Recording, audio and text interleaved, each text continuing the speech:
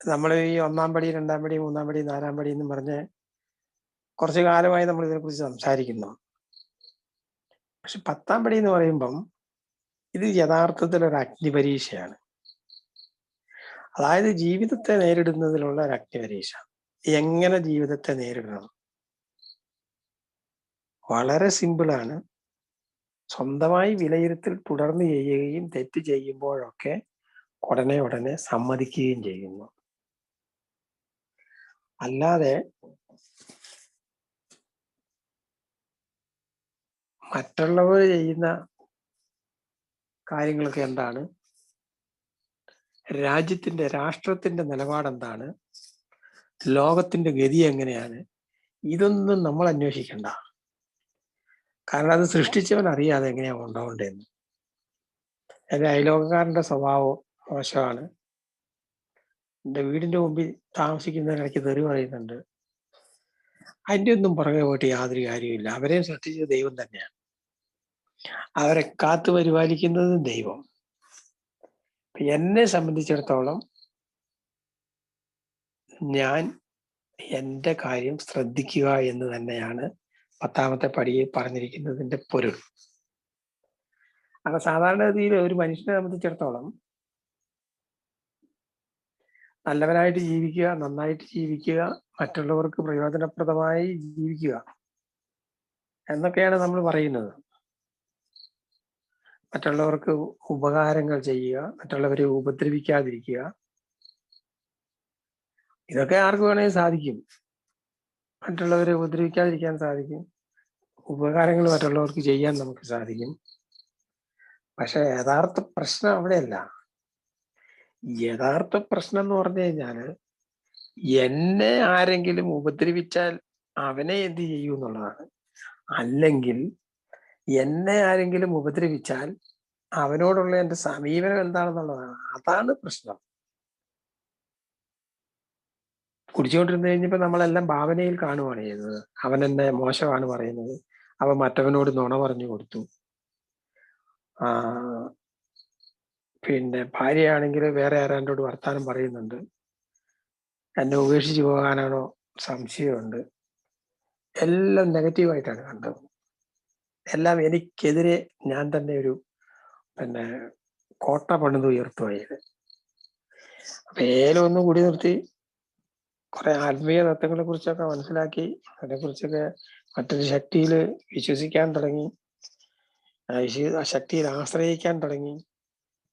അപ്പൊ ഇത്രയൊക്കെ ആയ നിലയ്ക്ക് ഞാൻ എൻ്റെ പഴയകാല ജീവിതം എങ്ങനെയാ ജീവിച്ചതെന്നൊന്ന് വിലയിരുത്തി നോക്കേണ്ട കാര്യമുണ്ട്. കാരണം അത് ശരിയായിരുന്നെന്ന് അറിയണല്ലോ. അപ്പൊ അത് ശരിയായിരുന്നെങ്കിൽ ഈ പ്രശ്നങ്ങളൊന്നും ഉണ്ടാവുകയില്ലല്ലോ. അപ്പൊ അതിലൊത്തിരി പാകപ്പിഴകൾ വന്നു, ഒത്തിരി തിരുത്തലുകൾ ആവശ്യമുണ്ട്, ഒത്തിരി ഉത്തരവാദിത്തങ്ങൾ നിറവേറ്റാതെ പോയിട്ടുണ്ട്, ഒത്തിരി അനർത്ഥങ്ങൾ മറ്റുള്ളവർക്ക് വരുത്തി വെച്ചിട്ടുണ്ട്. ഇതിനൊക്കെ പരിഹാരം ചെയ്തു എന്ന് നമ്മളൊക്കെ കരുതുന്നു. കുറെയൊക്കെ അതിപ്പോ പറ്റുന്നതൊക്കെ ചെയ്തുകൊണ്ടിരിക്കുന്നു. അതിനിടയിൽ നമ്മളുടെ ദൈനംദിന ജീവിതത്തിൽ നമ്മൾ നേരിടുന്ന പ്രശ്നങ്ങൾ എന്താണ്? ഞാൻ മനസ്സിലാക്കി ഏറ്റവും വലിയൊരു പ്രശ്നമായിട്ട് ഞാൻ കണ്ടിട്ടുള്ളത് മറ്റുള്ളവരുടെ കുറ്റം പറയുന്നതാണ്. മറ്റുള്ളവരുടെ കുറ്റം പറയാന്ന് പറഞ്ഞു കഴിഞ്ഞാല് ഇപ്പൊ ഞാൻ തന്നെ പലപ്പോഴും ഞാൻ ശ്രദ്ധിച്ചിട്ടുണ്ട്. ഇപ്പൊ AI ഒരുവിധം നന്നായിട്ട് കുറച്ച് വർഷങ്ങളായിട്ട് സോവറായി നിൽക്കുന്ന ആളുകളും നന്നായിട്ട് സർവീസ് നടത്തുന്ന ആളുകളും അങ്ങനെയൊക്കെ ഉള്ളവരെ കുറിച്ചിട്ടൊക്കെ കുറെ ആൾക്കാരെയൊക്കെ പരിചയമുണ്ട്. അവരെ കുറിച്ചൊക്കെ ചിലപ്പോൾ ചർച്ചയിൽ വരാറുണ്ട്, സംസാരത്തിൽ പരസ്പരം. ആരുടെയെങ്കിലും ഒക്കെ കുറ്റം പറയുന്ന കേൾക്കുമ്പോൾ ചെവി വട്ടം പിടിക്കും. കാരണം അതിന് വേറെ കാരണമൊന്നുമില്ല, അയാളെക്കാരും നല്ല ഒരാളാ ഞാന് എന്ന് വരുത്തി തീർക്കാൻ വേണ്ടിയിട്ടാണ് ഇതൊക്കെ ശ്രദ്ധിക്കുന്നത് സത്യത്തിൽ. അതുപോലെ മറ്റുള്ളവരെ മോശമാക്കി പറയുന്നത് കേൾക്കുമ്പോൾ നമ്മളതിന് മൂളിക്കൊടുക്കുക, നമ്മളതിനെ സപ്പോർട്ട് ചെയ്യുക. ശരിയാണ്, അവൻ ഈ പറഞ്ഞ പോലെയാണ്, അവൻ ശരിയല്ല, അവന്റെ സ്വഭാവം നല്ലതല്ല. ഇതൊക്കെ പറയുമ്പോൾ നമ്മളൊരു കാര്യം മറന്നു പോവുകയാണ്. എന്നെ മാത്രമാണ് ദൈവം സൃഷ്ടിച്ചിരിക്കുന്നത്, അവരെയൊക്കെ പിന്നെ വേറെ ഏതെങ്കിലും ജീവിതം ഉണ്ടാക്കിയതാണ്. അപ്പം എല്ലാ ജീവജാലങ്ങളെയും ഈ ലോകത്തിലുള്ള സർവ്വ മനുഷ്യരെയും സൃഷ്ടിച്ച് പരിപാലിക്കുന്നത് ഒരു ശക്തിയിലാണ് നമ്മൾ വിശ്വസിക്കുന്നത്. അങ്ങനെ വിശ്വസിക്കുന്നുണ്ടെങ്കിൽ പിന്നെ ഈ ലോകത്തിൽ ഒന്നിനെയും തള്ളിപ്പറയാനോ ഒന്നിനെയും നിഷേധിക്കുവാനോ നമുക്ക് സാധിക്കുകയില്ല. ഒരു എല്ലാവർക്കും അറിയാമായിരിക്കും, ഒരു പക്ഷേ വായിച്ചിട്ടുണ്ടാവും. സെറനിറ്റി പ്രയറിന്റെ അടുത്ത ചില ലൈനുകളിൽ ചില കാര്യങ്ങൾ നമ്മൾ കാണുന്നുണ്ട്. അധർമ്മങ്ങൾ നിറഞ്ഞ ഈ ലോകത്തെ അവൻ സൃഷ്ടിച്ചതുപോലെ സ്വീകരിക്കാനാണ് പറഞ്ഞിരിക്കുന്നത്. അല്ലാതെ ഈ ലോകത്തെ അവൻ എങ്ങനെയാണോ ഈശ്വരൻ സൃഷ്ടിച്ചു വെച്ചിരിക്കുന്നത്, എന്തെല്ലാം സ്വഭാവങ്ങളാണോ ആർക്കൊക്കെ നൽകിയിരിക്കുന്നത്, അത് അതുപോലെ സ്വീകരിക്കാനാണ് നമ്മളോട് പറഞ്ഞിരിക്കുന്നത്. അതിനെ മാറ്റാനല്ല. മാറ്റിമറിക്കാൻ വേണ്ടി ഇറങ്ങി പുറപ്പെട്ടിട്ട് പിന്നെ വടി പിടിച്ച് തിരിച്ചടിച്ചു പോകുന്നതാണല്ലോ നമ്മളെ. ലോകത്തെ മൊത്തം മാറ്റിമറിക്കാനായിരുന്നല്ലോ ഒരു കാലത്ത് ശ്രമിച്ചുകൊണ്ടേയിരുന്നത്. അത് പരാജയപ്പെട്ടു പോവുകയും ചെയ്തു. അപ്പം ചുരുക്കത്തില് എല്ലാമായും സമരസപ്പെട്ടു പോകുന്ന ഒരു മനോഭാവം. ചില ആൾക്ക് ഭ്രാന്താണ്, ചില ആളുകൾ ദുഷ്ടന്മാരാണ്, ചില ആളുകൾ പൊട്ടന്മാരാണ്, മന്ദബുദ്ധികളാണ്, ചില ആളുകൾ ക്രൂരന്മാരാണ്, ചില ആളുകൾ വഞ്ചിക്കുന്നവരാണ്. അങ്ങനെ തന്നെയാണ്, അത് ശരിയാണ്. അങ്ങനെയാണ് ലോകത്തിന്റെ ഗതി. അതാണ് ലോകം, അങ്ങനെയാണ് ദൈവം സൃഷ്ടിച്ചിരിക്കുന്നത്. അതിനകത്തിന് നമ്മൾ വിഷമിക്കേണ്ട കാര്യമൊന്നുമില്ല. അഥവാ നമുക്കങ്ങനെ തോന്നുന്നതാണ്. ചില ആൾക്ക് ബുദ്ധിയില്ലെന്ന്, ചിലർ ക്രൂരന്മാരാണ്, വഞ്ചിക്കുന്നവരാണ്. നമ്മൾ തന്നെ പുണ്യാളന്മാരാണ്. ആരെയൊക്കെ വഞ്ചിച്ചിരിക്കുന്നു, ആരെയൊക്കെ പറ്റിച്ചിരിക്കുന്നു, ആരെയൊക്കെ ദ്രോഹിച്ചിരിക്കുന്നു. മറ്റുള്ളവരെ കുറിച്ചാണ് നമ്മൾ എപ്പോഴും ചിന്തിച്ചുകൊണ്ടിരിക്കുന്നത്. എനിക്ക് ചുറ്റും നിൽക്കുന്ന ആളുകൾ നന്നായാൽ, അവരെല്ലാം ശരിയായി കഴിഞ്ഞാൽ എൻ്റെ ജീവിതം നന്നായി എന്ന് ആണ് നമ്മൾ കരുതി വെച്ചിരുന്നത്. അങ്ങനെയാണ് നമ്മൾ കരുതിയത്, അതാണ് നമ്മൾ പ്രതീക്ഷിച്ചതും. ഇപ്പോൾ നമ്മൾ ആ പ്രതീക്ഷ വേണ്ടത്, അതായത് ആ പ്രതീക്ഷ ഉപേക്ഷിച്ചു. നമുക്ക് ചുറ്റും കാണുന്നതൊന്നും ഒരു മാറ്റവും അതിന് സംഭവിക്കുകയില്ല. കാരണം അത് ദൈവം തന്നെയാണ് അങ്ങനെ തന്നെ ശരിയാക്കി നിർത്തിവെച്ചിരിക്കുന്നത്. എല്ലാ കാര്യങ്ങളും, ലോകത്ത് കാണുന്ന എല്ലാം സൃഷ്ടിച്ചത് ദൈവമാണ്. അദ്ദേഹത്തിന് എന്തെങ്കിലും ഉദ്ദേശം ഉണ്ടാവാം. നമ്മളത് കാരണം ഇനി ആ സാധനം വേണ്ട, കാണ്ടാമൃഗം വേണ്ട, കാട്ടുപോത്ത് വേണ്ട, ഇതൊന്നും വേണ്ട. പിന്നെ എന്തിനാണ് ദൈവം ഈ ക്ഷുദ്രജീവികളെ സൃഷ്ടിച്ചിരിക്കുന്നത്? ഈ തൊരപ്പനേലിയൊക്കെയുടെ പ്രയോജനം ഉണ്ട്, അതുകൊണ്ട് എന്തെങ്കിലും കാര്യമുണ്ടോ? നമ്മൾ ഇതൊന്നും അന്വേഷിക്കാനല്ല പോകേണ്ടത്. ഓരോ ദിവസവും ഒരു ദൈനംദിന അടിസ്ഥാനത്തിൽ നമ്മുടെ പ്രവൃത്തികളെ അതാത് ദിവസം വിലയിരുത്തുകയും എവിടെയാണ് നമുക്ക് പറ്റുന്നത്, ആരെയാണ് നമ്മൾ തള്ളിപ്പറയുന്നത്, ആരോടാണ് നമുക്ക് വിരോധം, ആരോടാണ് നമുക്ക് അസൂയ, ഇതൊക്കെ ഓരോ ദിവസവും കണ്ടെത്തുകയും അത് സമ്മതിക്കുകയും തിരുത്തുകയും ചെയ്യുക എന്നുള്ളതാണ് 10-ാം പടി നമ്മളോട് ഉത്ബോധിപ്പിക്കുന്നത്. അപ്പൊ ഇതൊരു കടമ്പയാണ് 10-ാം പടി എന്ന് പറയുന്നത്. ഒരു സ്ഥലത്ത് ഒരു ചോദ്യം ചോദിച്ചത്, അതായത് സത്യത്തിൽ എന്നെ വഞ്ചിച്ചവനോട് ഒന്ന് ദേഷ്യപ്പെടാൻ പോലും എനിക്ക് അർഹതയില്ല എന്ന് ദയനീയമായി ചോദിക്കുന്ന ഒരു രംഗവും ഒരു ഉദാഹരണം ബിൽഡബ്ല്യു 10-ാം പടിയിൽ എടുത്തു കാണിക്കുന്നുണ്ട്. ഇല്ല എന്ന് തന്നെയാണ് പറയുന്നത്. നമുക്ക് ഏതെങ്കിലും തരത്തിലുള്ള മാനസികമായ സംഘർഷങ്ങൾ ഉണ്ടാകുന്നുണ്ടെങ്കിൽ അതിന്റെ അർത്ഥം നമുക്കെന്തോ തകരാറുണ്ടെന്നാണ്, അല്ലാതെ മറ്റുള്ളവർക്ക് തകരാറുണ്ടെന്നല്ല.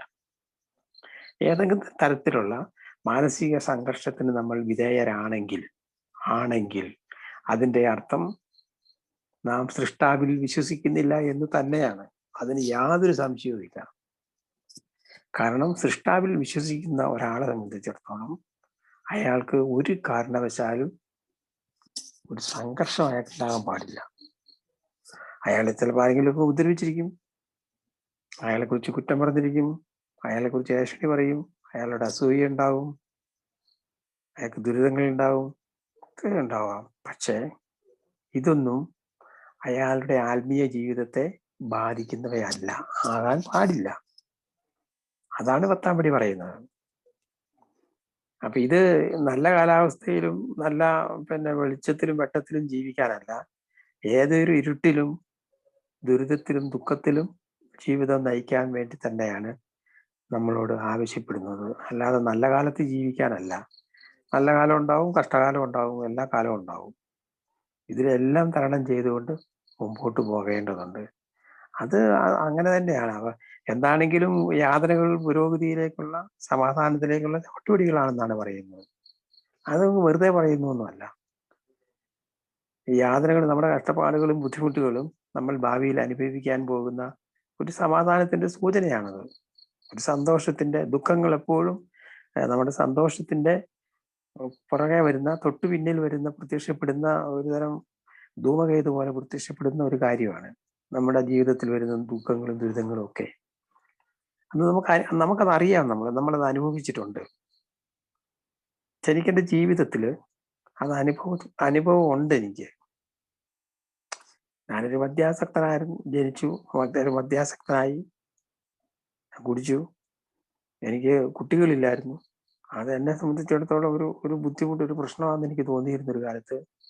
പക്ഷേ ആൽക്കഹോളിക്സ് അനോണിമസിൽ വന്ന് ഞാൻ സുബോധത്തിലെത്തിയപ്പോഴാണ് ഒരു അത്ഭുതം ഞാൻ മനസ്സിലാക്കിയത്. കുട്ടികളുണ്ടെങ്കിൽ ഞാൻ ഒരിക്കലും കുടി നിർത്തുമായിരുന്നില്ല. കുട്ടികളുണ്ടെങ്കിൽ ഞാൻ ഒരിക്കലും യിൽ എത്തുമായിരുന്നില്ല. ഞാൻ എപ്പോഴേ മരിച്ചു പോയി, എപ്പോഴേ മണ്ണിനടിയിൽ പോയേനെ. അപ്പൊ നമുക്ക് തരുന്ന ചില ദുരിതങ്ങള്, ചില കഷ്ടപ്പാടുകൾ, ചില ദുഃഖങ്ങള്, ഒരുപക്ഷെ ഈ മദ്യപാന ആസക്തി തന്നെ, അത് തന്നെ ഒരനുഗ്രഹമായിട്ടാണ് ഇപ്പൊ എനിക്ക് അനുഭവപ്പെടുന്നത്. കാരണം ഞാൻ എൻ്റെ സാധാരണ ഒരു മനുഷ്യനായിട്ട് ജീവിതം മുമ്പോട്ട് വന്നിരുന്നെങ്കിൽ ഈ കാര്യങ്ങളൊന്നും മനസ്സിലാക്കാൻ കഴിയുമെന്നും, ജീവിതത്തെക്കുറിച്ച് ഇത്ര ആഴത്തിൽ കണ്ടെത്താൻ സാധിക്കുമായിരുന്നെന്നും, ഇത്തരത്തിൽ ഇപ്പൊ കാണുന്നത് പോലുള്ള ആളുകളെ കാണുവാനോ പരിചയപ്പെടുവാനോ, ഇപ്പൊ നല്ലവരായ ഒട്ടനവധി അംഗങ്ങള്, ഉദാത്തമായ ചിന്തകളും നല്ല സന്മനസ്സുമുള്ള എത്രയോ ആളുകളെ ഞാൻ ഈ യാത്രക്കിടയിൽ കണ്ടു. ഇതൊന്നും എനിക്ക് സാധിക്കുമായിരുന്നില്ല. അപ്പൊ എന്താണെങ്കിലും ഈ ഹ്രസ്വകാല ജീവിതത്തില് ഒരു മനുഷ്യനെയും ഉപദ്രവിക്കാതെ സന്തോഷത്തിലും സമാധാനത്തിലും ഇത് ചുറ്റുപാടുകളുമായി പൊരുത്തപ്പെടുക എന്നുള്ളതാണ് ഏറ്റവും പ്രധാനപ്പെട്ട കാര്യം. ചിലപ്പോൾ ഇന്ന് വെയിലായിരിക്കും, ചിലപ്പോൾ നാളെ മഴയായിരിക്കും. ചിലപ്പം അയലോക്കംകാരൻ നല്ല സ്വഭാവമായിരിക്കും, ചിലപ്പോൾ അവന് ഭ്രാന്തായിരിക്കും. വീട്ടിലുള്ളവർ ചിലപ്പോൾ ഒരുപക്ഷെ ഇന്ന് എന്നോട് നന്നായി പെരുമാറിയെന്നിരിക്കും, നാളെ എന്നോട് മോശമായി പെരുമാറിയെന്നിരിക്കും. മക്കൾ ഒരുപക്ഷെ അനുസരിച്ചിരുന്നിരിക്കും, ചിലപ്പോൾ അനുസരിച്ചില്ല എന്നിരിക്കും. ഏതൊരു സാഹചര്യത്തിലും, ഏതൊരു അവസ്ഥയിലും നമ്മൾ അതിനെ സത്യസന്ധമായും സമാധാനത്തോടെയും നേരിടുക എന്നുള്ളതാണ് പ്രശ്നം. ഏതൊരു കാര്യവും ചെയ്യുന്നതിന് മുമ്പ് ചെറുതായിട്ടൊന്ന് ആലോചിക്കാനൊക്കെ ഉള്ളൊരു സാവകാശം. നമുക്ക് ദേഷ്യമൊക്കെ വരും, നമുക്ക് അസൂയയും അതുപോലെ തന്നെ സംശയങ്ങളും ഒക്കെ നമ്മുടെ ജീവിതത്തിലൂടെ ഉണ്ടാകാം. പക്ഷെ അവയെയൊക്കെ പ്രവൃത്തി പദത്തിലേക്ക് കൊണ്ടുവരുന്നതിന് തൊട്ട് മുമ്പ് ഒരു നിമിഷം ഒന്ന് ചിന്തിക്കാനുള്ള ഒരു സാവകാശം നമ്മൾ എടുക്കണം. കാരണം ഇത് ജീവിതവുമായി നേരിട്ട് ബന്ധപ്പെട്ട കാര്യങ്ങളാണ് ഇതൊക്കെ. അപ്പോൾ നമ്മൾ ഓരോ ദിവസത്തെയും പ്രവർത്തികൾ, അപ്പോൾ അതൊക്കെ ഒന്ന് ചെറിയ തോതിലെങ്കിലും ഒന്ന് വിലയിരുത്താനും കണ്ടെത്താനും ഒക്കെ ശ്രമിച്ചാൽ വളരെ നല്ലതായിരിക്കും എന്നാണ് എൻ്റെ അനുഭവം എന്നെ പഠിപ്പിക്കുന്നത്. എന്താണെങ്കിലും എന്നെ ശ്രമിച്ച നിങ്ങൾക്ക് നന്ദി പറഞ്ഞുകൊണ്ട് ഞാൻ എൻ്റെ വാക്കുകൾ ചുരുങ്ങുന്നു. താങ്ക് യു മാഷേ, താങ്ക് യു. വളരെ വ്യക്തതയോടെ പത്താമ്പടിയെ കുറിച്ച് അർത്ഥം നോക്കി സംസാരിച്ച മാഷ് നന്ദി പറയുന്നു. താങ്ക് യു മാഷേ. അടുത്തതായി നമ്മോട് സംസാരിക്കാൻ രത്നകുമാർ എന്ന മണിയേട്ടനെ ഞാൻ സ്വാഗതം ചെയ്യുകയാണ്. മണിയേട്ട.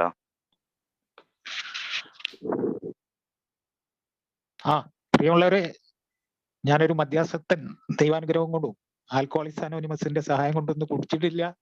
എന്റെ പേര് മണി. ഇന്ന് കുടിച്ചിട്ടില്ലെങ്കിലും പ്രശ്നമൊന്നുമില്ല, സന്തോഷവാനാണ്. ഞാൻ മീറ്റിങ്ങിൽ കയറാൻ ഇച്ചിരി പ്രയാസം ഉണ്ടായി. പിന്നെ ഞാൻ സഫലിനെ വിളിച്ചു. അയാള് ഡേറ്റ് ഓഫ് ബർത്ത് ഒക്കെ അടിച്ചു എന്തൊക്കെയോ ചെയ്തിട്ടാ കയറാൻ പറ്റി. അപ്പൊ പലർക്കും ആ ഒരു മീറ്റിങ്ങിൽ കയറാൻ പ്രയാസം ഉണ്ടായിട്ടുണ്ടാവും. അതുകൊണ്ടാവും മീറ്റിങ്ങില് ആള് കുറയാൻ ഇടയായത്. അപ്പോ എന്തായാലും എനിക്ക് കുറച്ച് വൈകിട്ട് ആണെങ്കിലും കയറാൻ പറ്റി. സത്യത്തിൽ ഒരു ചെറിയ കാര്യമാണെങ്കിലും ആ ഒരു ചെറിയ സമയം കൊണ്ട് അനുഭവിക്കുന്ന ഒരു പരവശമുണ്ട്. സമയായി മീറ്റിംഗ് ഞാൻ പ്രാർത്ഥന ചെല്ലുന്നതിന് മുമ്പ് മറ്റേ നമ്മളെ സെൻട്രൽ ഏരിയയുടെ ആ മീറ്റിംഗ് ഇറങ്ങിയതാ. ഇതില് വേഗം നേരത്തിന് കയറാമെന്നൊക്കെ ഉദ്ദേശിച്ചിട്ട്. അപ്പൊ ഒരു പ്രത്യേകിച്ച് അത് ഇന്ത്യ ഒരു പ്രകൃതം അതാണ്. വിചാരിച്ച പോലെ അല്ലെ വിചാരിക്കുന്ന പോലെ കാര്യങ്ങളൊക്കെ സുഖകരമായിട്ട് നടക്കണമെന്ന് ഞാൻ ആശിക്കുന്നു.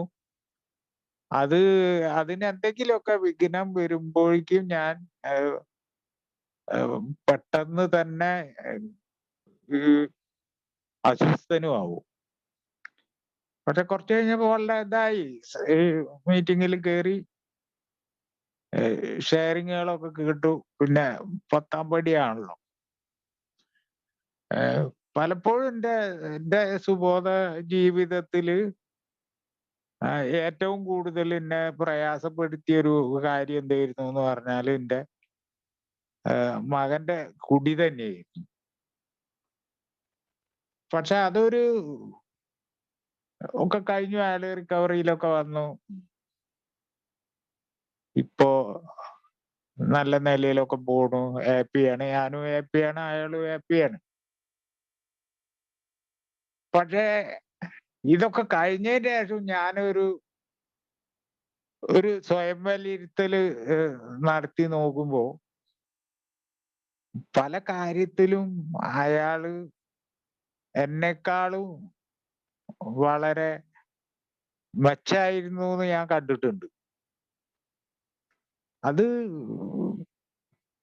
അതൊരു പിന്നീടുള്ള ഒരു സംഭവമാണ്.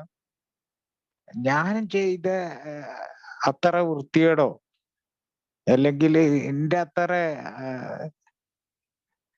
തരം താഴെ അയാൾ ചെയ്തിട്ടില്ല. അതേപോലെ തന്നെയാണ് അത് പിന്നീടുണ്ടായ ഒരു പുനർചിന്തനത്തിന്റെ ഭാഗമായിട്ടാണ് ഞാൻ അത് വിലയിരുത്തി നോക്കുന്നത്. അതേപോലെ പലപ്പോഴും പലരോടും ഉണ്ടായിരുന്ന ആ ഒരു വിദ്വേഷത്തിന്റെയൊക്കെ യഥാർത്ഥ കാരണക്കാരൻ സത്യത്തില് ഞാൻ തന്നെയായിരുന്നു. സത്യത്തില് ഈ കേസുകളിലെല്ലാം ഒന്നാം പ്രതിയും അല്ലെങ്കിൽ മുഖ്യ പ്രതി ഞാൻ തന്നെയാണ്. പിന്നെ ഈ ജീവജാലങ്ങളോട് മനുഷ്യനോട് കുടുംബാംഗങ്ങളോട് ഒക്കെ ആ കരുണ എന്നോട് തന്നെ കാഠിന്യമുള്ളവനും മറ്റുള്ളവരോട് കരുണയുള്ളവനുമായിരിക്കുക. സത്യത്തിൽ അതൊക്കെ നേരെ മറിച്ചായിരുന്നു. ഒന്നുമില്ലെങ്കിൽ ഒരാളെ ഒരു നിലക്ക് ഉപദ്രവിക്കാൻ പറ്റില്ലെങ്കിൽ അയാളെ ഒന്ന് പറഞ്ഞ് ചാറടിക്കെങ്കിലും ചെയ്യും. എന്നാലേ എനിക്കൊരു ഒരു സമാധാനം കിട്ടുള്ളൂ. പ്രത്യേകിച്ച് അത് നേരത്തെ ജോസഫ് മാഷ് പറഞ്ഞ മാതിരി ഉള്ളവരെ ഒക്കെ തന്നെ പറ്റിയിട്ട് ഒരുപാട് പേരെ കുറിച്ച് ഒരുപാട് ഞാൻ ഈ ഒരു കഥകളൊക്കെ പ്രചരിപ്പിക്കുക. അതൊക്കെ എനിക്കൊരു രസമായിട്ടൊക്കെ തോന്നി. അതൊക്കെ ഈ ഒരു അടുത്ത കാലത്തൊക്കെ സത്യത്തില് കുറച്ചും കൂടിയൊക്കെ ഒരു പ്രോഗ്രാമിനെ പറ്റിയിട്ടും ആൽക്കോളിക്സ് അനോണിമസിനെ പറ്റിയിട്ടും കാര്യങ്ങൾ പഠിച്ചു തുടങ്ങിയപ്പോഴാണ് അതിലൊക്കെ മാറ്റം വന്നത്. അതേപോലെ തന്നെ നേരത്തെ ഈ തമ്പി സാർ പറഞ്ഞ ആ പൂച്ച വന്ന ഇതേമാതിരി തന്നെയാണ്. എന്റെ വീട്ടിൽ നിറയെ ഈ പൂച്ചകൾ വണ്ടിയിലൊക്കെ ഓരോരുത്തർ അവിടെ കൊണ്ടുവന്നിട്ടിട്ട് ഹോട്ടലിന്റെ പുറകിൽ ഇട്ടിട്ടും ഒക്കെ വീട്ടിൽ വരുമ്പോ പൂച്ചക്കിനെ ശരിക്ക് എറിഞ്ഞാലും അടിച്ചാലും ഒന്നും പൂച്ചക്ക് കൊള്ളില്ല, വേദനയാവില്ല. പൂച്ചക്ക് ഈ തളച്ച വെള്ളം ഒഴിക്കേ മാർഗമുള്ളൂ. അപ്പൊ അന്നൊക്കെ ആദ്യമൊക്കെ അങ്ങനെ ഇത് വെള്ളം മേലെ ഒഴിക്കും ഞാൻ. ഇപ്പൊ സത്യത്തില് പൂച്ച, എന്റെ അടുത്ത വീട്ടിലെ പൂച്ചയുണ്ട്, ഇവിടെ എല്ലാ വീട്ടിലും പൂച്ചയുണ്ട്. പൂച്ച അകത്തും മേലെയും ഒക്കെ കേറും. അപ്പൊ അത് ഇപ്പൊ അതൊക്കെ പൂച്ചയും ഞാനും ഒക്കെ ഒരു ഒരു ഒരു ഒരു സന്തോഷത്തിലാണ്. അതേമാതിരി തന്നെ നേരത്തെ ഉണ്ടായിരുന്ന അയൽവക്കക്കാരോടൊക്കെ എന്തെങ്കിലും അതിര് കേസ് അല്ലെങ്കിൽ അങ്ങനത്തെ ഒക്കെ തർക്കങ്ങളൊക്കെ ഉണ്ടായിരുന്നു. പക്ഷെ ഇപ്പോ ഈ പുതിയ അയൽവക്കക്കാരൊക്കെയാണ്, എന്റെ വീട് അവിടെ തന്നെയാണ്, മാറ്റമൊന്നും ഉണ്ടായിട്ടില്ല. മറ്റുള്ളവരിലൊക്കെ മാറ്റം വന്നപ്പോ പുതിയ ആളുകളൊക്കെ വന്നു, അവരൊക്കെ ആയിട്ട് വളരെ സന്തോഷത്തില് സ്നേഹത്തിലും ഒക്കെ പെരുമാറാൻ പറ്റുന്നുണ്ട്. അതേപോലെ തന്നെ കുടുംബാംഗങ്ങളോടും ഒക്കെ, കുട്ടികളോടായാലും ആരോടായാലും ഒക്കെ ചെറിയ ചെറിയ കാര്യങ്ങൾക്ക് നേരത്തെ ഈ കുട്ടികൾ ഫാന് ഇട്ടിട്ട് ഓഫാക്കാതെ പോയാല്, ലൈറ്റ് ഓഫാക്കാതെ പോയാല്, അതിനൊക്കെ ഞാനിങ്ങനെ ഒരു നിരന്തരം വീട്ടില് ഒക്കെ പ്രശ്നങ്ങൾ ഉണ്ടാക്കുകയും വഴക്ക് പറയുകയും ഒക്കെ ചെയ്തുകൊണ്ടിരുന്ന അതിൽ നിന്നൊക്കെ ഇന്ന് വളരെയധികം മാറ്റങ്ങളൊക്കെ വന്നു. അത് തീർച്ചയായിട്ടും അതില് ഈ ആൽക്കഹോളിക് അനോണിമസിന്റെ ആ ഒരു 10ാം പടി ഇനിയും അത് എന്റെ ജീവിതത്തില് സംഭവിച്ച ആ ഒരു വൈകല്യങ്ങൾക്കൊക്കെ തിരിച്ചറിഞ്ഞ് പരിഹാരം കാണാനും മറ്റുള്ളവരോടൊക്കെ ഇനിയുള്ള കാലം അത് ആർക്കെങ്കിലും ഒക്കെ ഏതെങ്കിലും തരത്തിലുള്ള ഉപകാരപ്രദമായിട്ട് ജീവിക്കണം എന്ന് തന്നെ ആഗ്രഹമുള്ളൂ. വേറെ പ്രത്യേകിച്ച് വലിയ മോഹങ്ങളോ കാര്യങ്ങളോ ഒന്നുമില്ല. എല്ലാവരുമായിട്ട് സന്തോഷമായിട്ട് ഇരിക്കണം. നമ്മളെ ഈ ഒരു കൂട്ടായ്മയില് ഉള്ള ആ സുഹൃത്തുക്കളൊക്കെ സത്യത്തില് ചിലര് അത് കൊഴിഞ്ഞു പോകുമ്പോ ഒരു വല്ലാത്തൊരു വേദന സത്യത്തിൽ ഇന്ന് അനുഭവിക്കുന്നുണ്ട്. ആ ഒരു ചില സുഹൃത്തുക്കൾക്ക് അങ്ങനെ ഒരു പരാജയം സംഭവിക്കുമ്പോ സത്യത്തിൽ ഒരു വലിയ വേദന തന്നെയാണ്. അപ്പൊ എല്ലാവർക്കും ആ ഒരു റിക്കവറി, ഒരു സുബോധം ആസ്വദിക്കാൻ അവസരം ഉണ്ടാകട്ടെ എന്ന് മാത്രം പറഞ്ഞുകൊണ്ട് ഞാൻ അവസാനിപ്പിക്കുന്നു. Thank you very much. Thank you മണിയേട്ടാ. ഏതായാലും അടുത്തായിട്ട് നമുക്ക് വിളിക്കാൻ പറ്റിയ ഡാൻ സോളമൻ ഡാനിയൽ, പ്ലീസ്.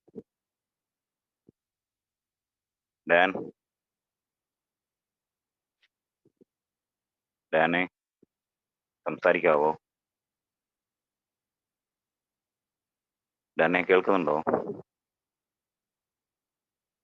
ശരി, നമുക്ക് രതീഷ് ടോണിലേക്ക് പോവാം. രതീഷ്. ഹലോ, സഹോദരൻ മധ്യാസക്തനാണ്. ദൈവകൃപയാലും എന്ന മാതാവിന്റെ ലക്ഷ്മിന്റെ സഹായത്താലും ഇന്ന ദിവസം കുടിച്ചിട്ടില്ല. എന്റെ പേര് രതീഷ്. ഹായ് രതീഷ്. ഹായ്. ശരിക്കും പറഞ്ഞാല് ഒത്തിരി പേര് ഇങ്ങനെ എന്തോ ഒരു ടെക്നിക്കൽ പ്രോബ്ലം, ചിലര് സൈൻ ഇൻ ചെയ്യാനായിട്ട് ചോദിക്കുന്നു. അപ്പൊ ജസ്റ്റ് ശരിക്കും പറഞ്ഞാൽ മെയിൽ ID അടിച്ചു കൊടുത്താൽ മതി. അപ്പൊ അത് എന്തോ ഒരു ഇത് എന്തായാലും അത് സോർട്ട് ഔട്ട് ചെയ്യുമെന്നുള്ള പ്രതീക്ഷയിലിരിക്കുന്നു. എന്തായാലും ഞാൻ ഒരു മദ്യാസക്തനാണ് എന്ന് എനിക്ക് കുറച്ച് നല്ല ഉറപ്പോടുകൂടി എന്നെ പറയാനായിട്ട് അതിൻ്റെ അകത്തൊരു ശങ്കയില്ലാതെ, കാരണം നേരത്തെ ആദ്യ സമയങ്ങളിൽ, അതായത് ഞാൻ കുറെ പ്രാവശ്യം ഇതിനു മുമ്പ് കുടി നിർത്തിയിട്ടുണ്ട്. അപ്പൊ ഞാൻ കുടി നിർത്തിക്കൊണ്ടിരുന്നു കഴിഞ്ഞപ്പം ഞാൻ അതൊക്കെ കുടി നിർത്തുമായിരുന്നു ചെയ്തുകൊണ്ടിരുന്നത്. പക്ഷെ അന്ന് കുടി നിർത്തിക്കൊണ്ടിരുന്നത് ഞാൻ എന്തിനായിരുന്നു എന്ന് ചോദിച്ചു കഴിഞ്ഞാല് എനിക്കിതൊരു പ്രശ്നമല്ല എന്നുള്ളത് മറ്റുള്ളവരെ കാണിക്കാൻ വേണ്ടിയിട്ടാണ്. ശരിക്കും പറഞ്ഞാൽ പിന്നീട് മദ്യാസക്തനാണെന്ന് എന്നെ നെഞ്ചുറപ്പോടു കൂടി പറയാൻ പഠിപ്പിച്ചത് ആൽക്കഹോളിക്സ് അനോണിമസ് ആണ്. ആൽക്കഹോളിക്സ് അനോണിമസിൽ എത്തിയതിനു ശേഷമാണ് ഞാനൊരു മദ്യാസക്തനാണ്, അതൊരു രോഗമാണ് എന്ന് വ്യക്തമായിട്ടും പറയാനായിട്ട് എനിക്ക്